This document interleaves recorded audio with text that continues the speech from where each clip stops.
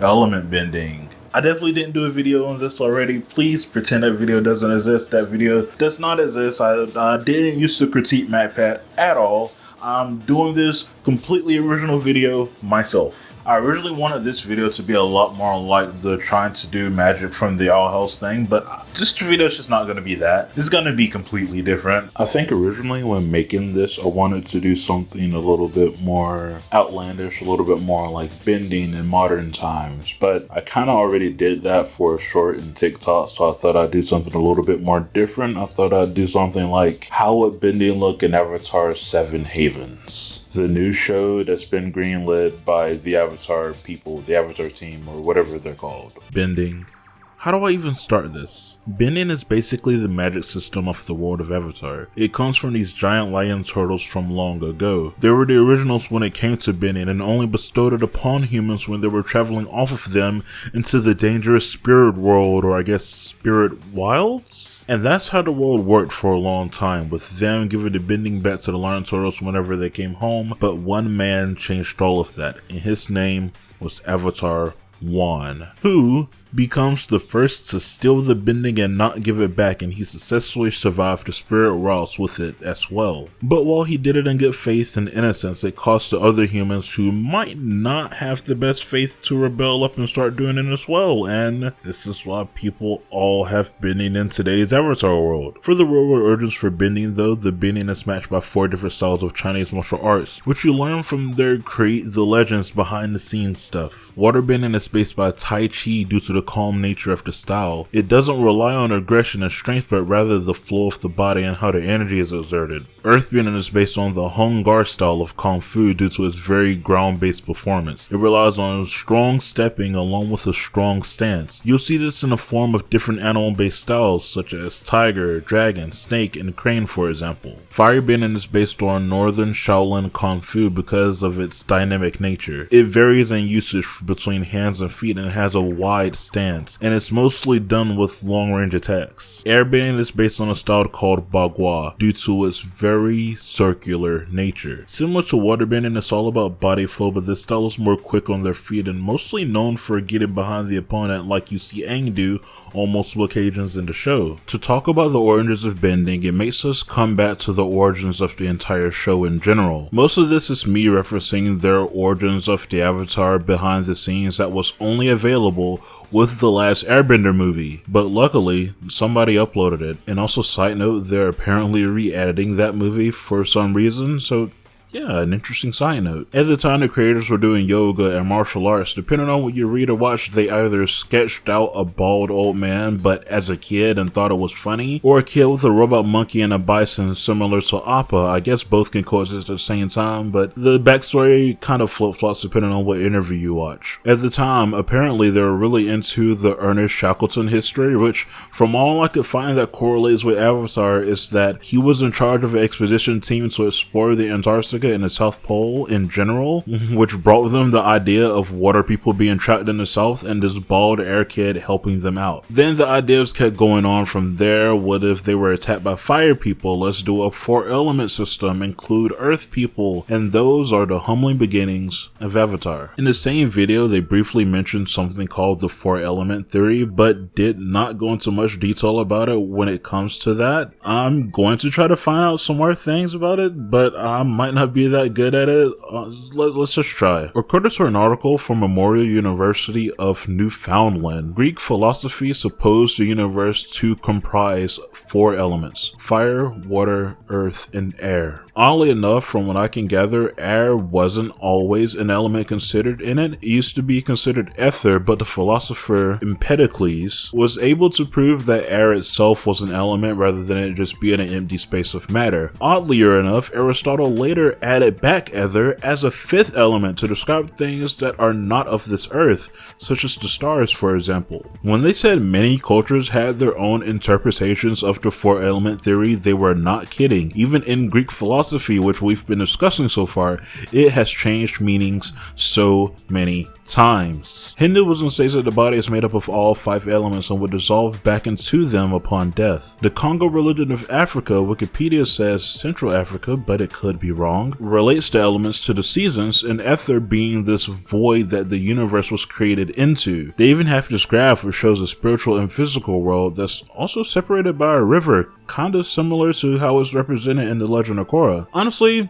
this task of trying to find a 4-element theory might be a little bit too much for one person, because it does not stop there. Each country has different cultures which describes it vaguely differently from one another, but it all boils down to they're all energies of life, and Avatar took it a step further to not say not only are there energies of life, but we can channel them through chi, and with the help of serious martial arts training, we can make it reality and actually use these energies. We don't really have a lot to go off of when it comes to Avatar 7 Havens. The only thing we do know is that something the previous Avatar did something drastic to the world, where the Avatar is now seen as humanity's destroyer rather than humanity's savior. So it's safe to say that that world would assumably be in dire straits, more on the apocalyptical side, I would assume. And that's where we kind of get to the bending of it all. When it comes to fire bending itself, I think it'll revert back to basically how it was in The Last Airbender, where it's more aggressive, where people are using it more as a way to end things rather than to kind of protect themselves. Think of the way how Ozai used it, how Sojin used it, how the Fire Nation soldiers used them. It's more of an aggressive nature, it's more widespread, it's more I don't care who gets hurt near me as long as everybody gets hurt. So it's more anger fueled than just fueled from within. And that's kind of where I think it'll go back to if we're to believe it's in a world where most people hate the Avatar now. I think that makes the most sense. I do think if bending is more aggressive in a world similar to this, that there will need to be some Iroh-like characters who still look at bending as the old ways, the more peaceful like nature, so that the Avatar can learn from somebody, because she has to learn from somebody, no? When it comes to water bending, water is so fun to think about because water is one of the more calming bending techniques. A lot of people use it to heal, and it could also be used as a more precision-based killing tactic.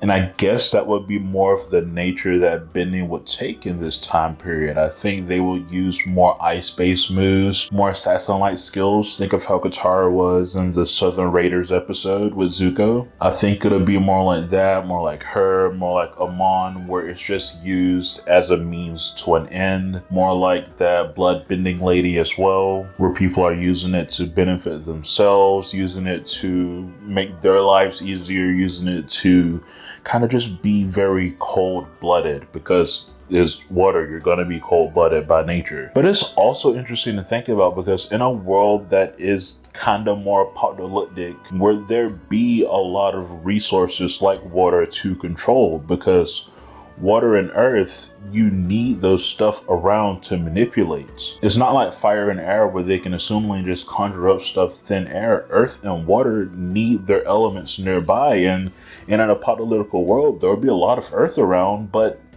would there be a lot of water? The only place I'd assume there'd be a lot of water at is the northern hemisphere, where the northern water tribe is located, because that used to be all covered in ice. And I think in this time period, it might still be covered in ice, or it'd be interesting if it all flooded over. And that's one of the reasons that the water people are upset with the Avatar. Earth is an interesting one to think about, because I cannot think of a way of how Earth can be used in an aggressive manner. Earth is very much defensive based, bending, whether it's using rocks to thwart your opponents, or putting space in between you guys, or using metal to cover yourself up and get prepared for a fight. So I think in an apocalyptical world like Seven Havens, I think it'd be very interesting if a lot of the earthbenders have become more of the inventors, that they're creating the tools for non-benders to use against the Avatar, that they're creating a lot of the weapons for other people to use as well, like metal spears, iron swords, different stuff like that. I think that'd be an interesting thing for earthbenders to do. But I guess for the more warrior-based people, I guess they can just sling rocks around. I really don't know. Sling rocks away, my guy. But I really like the idea of a lot of them becoming inventors and creating a lot of the stuff that people can use that could harm the Avatar eventually.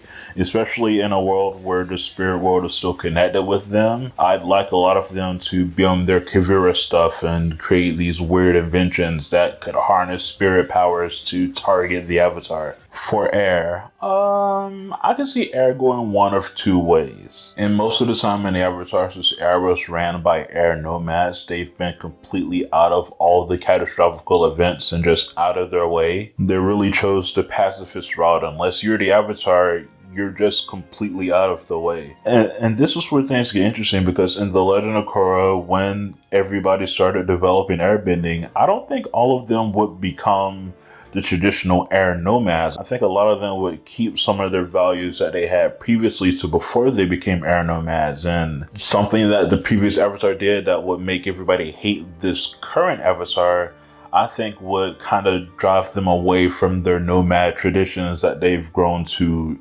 enjoy-ish and become more like they used to be before they got their airbending tactics. I think they'd be more aggressive with their airbendings. Do I think they'll get to the levels of Tahir where they're trying to suffocate an Earth Queen or King? No, I don't think they'll go that far. But I do think they'll attack with air. I don't really know what you can do with air, buddy. Throw it at people. You can use the scooter to trip people. You can do that. you could throw smoke in the air and make people go blind. But I can't think of a way where air is used in an aggressive format, unless we are just referring to Zahir, where we're getting rid of people's oxygen. Air is very much a passive bending tactic than anything else. I wish I had something to say about spirit bending in here, but I don't. I have nothing to say about spirit bending at all. I thought this was a fun video. What did you guys think? Did you guys think this was a fun video? Let me know in the comments down below, and let me know what other videos like this I could do, because I be struggling on this channel to figure out what to do on this channel. But with that being said, I'll see each and every one of you around next time. Please talk in the comments, discuss, talk about how weird this concept of a video is, and I'll see them.